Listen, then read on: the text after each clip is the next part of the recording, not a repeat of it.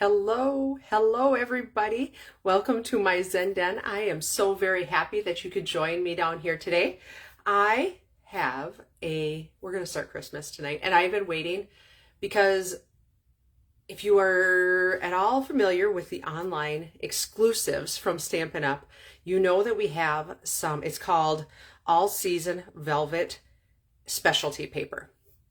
And when this velvet specialty paper came out, I had one idea in mind, and when I got it, I tried it out, and I was so stinking excited because I made a Santa card, a Santa suit. It's really simple. It's ridiculously simple. You could make a lot of Santa cards, but it's so stinking cute, and I'm so excited to share it with you. So I'm going to flip the camera around, and we're going to get stamping right away because I'm really, really excited to show this to you. And again, this is from the online exclusives. They were released, they were released a while ago. But it's so fun, it's so cute, and I can't wait to share this card with you. So here's the paper. It is 12 by 12 paper, and it doesn't look really anything spectacular, right? It looks like red, green, and white paper, but it's velvet.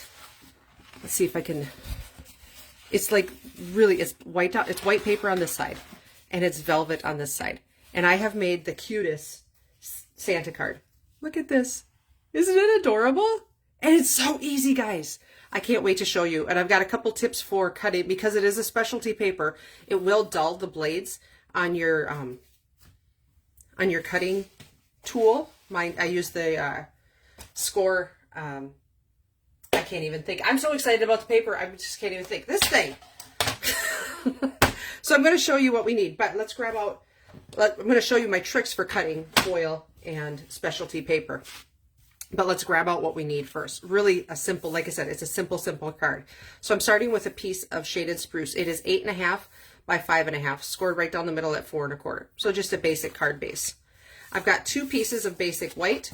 Both of them are 4 by 5.25. I've got, I'm going to grab my white velvet and my red velvet. Those I'm going to show you how to cut on here. I've got a piece of basic black that is 4 inches by 1 inch. And then another piece of basic black that's just 1 by 1. And then a piece of gold foil that is 1.5 by 1.5 square. For real, this is like basic cuts, guys. Super simple. And then we're going to take some strips. So 1.5 by 5.25 strip, we're going to need 2 of those of the red velvet, and a 1 by 5.25 strip of the white velvet. But I want to show you, when I'm cutting gold foil, especially photos or something like the velvet paper, I don't use my regular cutting blade. I keep a cutting blade that I have marked, and so this is an old pack of cutting blades that I have. When I cut regular cardstock with it, it's starting to fray the cardstock and things like that. It's just a little bit dull. But for specialty paper, for gold paper, foil paper, this is the ticket. So what I do is I've got it marked. I use some red fingernail polish, and I just marked that. Red paint, whatever you've got. And so when I'm cutting specialty paper, I take my good blade out, and I set it aside, and I put an old blade in. So now I've got a blade that, if it gets dulled even more by the specialty paper, it doesn't matter. But foil paper and specialty paper really dull the blades. They're really hard on the blades. So are pictures. So super simple cuts. We're going to do 1.5 by 5.25. So 1.5 is out to this gray line out here. So there's my 1.5. So I can set that aside. And then 5.25. I'm going to line it up over on this side over here at 5.25. 1 and 2. I've got one little square left over that will stick back in the box, or in my packet. And then I've got a piece of, that's 5.25 already. I've made a few of these cards. So I'm just going to cut that at 1, and I'm lining that up right on my 1 over here. So just like that. And so now that I've got all my specialty paper cut, I'm going to take this blade back out and put it back in my little tray and put my good blade back in. Simple as that. That's how I keep my blades sharp. They last longer that way. And so then this I just keep in with my blades. At another time, I'll pull that out if I need to cut more. So we'll stick my scoring, my cutting and scoring over there. All right, so are you ready for how simple this is? I've got one more trick up my sleeve with it, so bear with me. We are going to, super easy, I'm going to take my seal and I'm just going to run some strips across one of my basic white panels. And the reason I'm doing this is because I'm going to emboss this. And so in order to emboss it, I need to put it onto something that's going to stay. So I'm just lining up the corners and the edges like that. Then I'm going to put his white fur right in the middle. I was so excited when this worked out the way. Do you know how you get where you have a card envisioned in your head? And then when it works out, I was just giddy. You can ask the ladies I was with. I was with some other ladies and I was giddy. We're going to trim this off because I don't like it necessarily that it's not lined up perfectly. I might have, oops, just a little bit, but it's going to be just fine. Don't you worry. This is just my own particular, my own thing right there. Okay, so now I wanted to emboss this. So I've got the Forever Plaid 3D embossing folder. And on this card, if you notice, my lines, can you see my embossing lines? They're perfectly straight. I'm going to try it just a little different. And I'm going to stick it in there so it's not straight lines. I want to stick it in there like that. Won't that be fun? So, and you know me, I always like to make things difficult.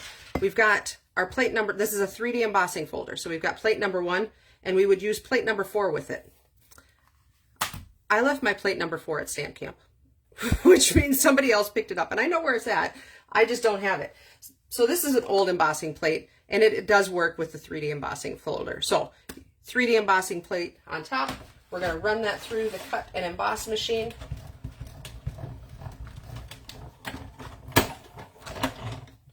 And you could absolutely make this card without embossing. There's no reason that you have to, but it looks so stinking cute when you emboss it. Isn't that fun? I love it. Okay, so now we're going to make Santa's belt. And regular adhesive like this does not stick very well on the velvet paper. You're going to want to use glue. So I'm just going to put my glue right on the back. Don't have to go crazy. And I'm eyeballing it where I think his belly is going to be. In my opinion, his belly looks like it's going to be right there. And so then, while I've got my glue out, I'm going to put his, how do I want to, it doesn't really matter. There's no right way. It's kind of like eating a Reese's. There's no right way to eat a Reese's, right? There's no right way to put Santa's belt on him.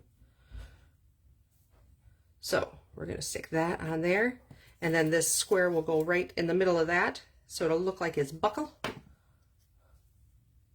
Line that up with the black belt. Isn't that darling? Oh, it's so cute. I just love it. All right, so we're going to let that dry for just a second. While we're doing that, we're going to fold and burnish this. And I did not put any sentiment on the outside of my card. I didn't think it needed a sentiment on the outside of the card. That is Happy Christmas, Merry Christmas all over the place. So, but I wanted a sentiment for the inside. So this is, I'm not sure if this is online exclusive or if this is in the mini catalog, but it's Words for the Season. It's a really good, just all around inside cards sentiments. So I'm going to, I think, let's see, which one am I using? May the magic of Christmas fill each corner of your home and heart. But it's also got, may your holiday season be filled with joy and happiness. And then it's got a couple of other sentiments in there. Have a spooktacular Halloween. And so for Halloween, and then let's toast to yesterday's achievements and tomorrow's bright future. That would be a great one for a celebration. Maybe a New Year's. My goodness, the words just fell right out of me. And so incredibly grateful for all the blessings, especially you. Great for Thanksgiving. So it's a great seasonal stamp set. So I'm going to use my real red ink and just stamp this, ink this up, and stamp that right on there. May the magic of Christmas fill each corner of your heart and home. Or home and heart, whichever. If you can read it without having dyslexia, then it would be home and heart. Okay, let's put that on the inside of our card, like a so. Perfect. And then now I can use my Stampin' Seal on the back if I'd like, or I could continue to use glue, whichever you'd like to do.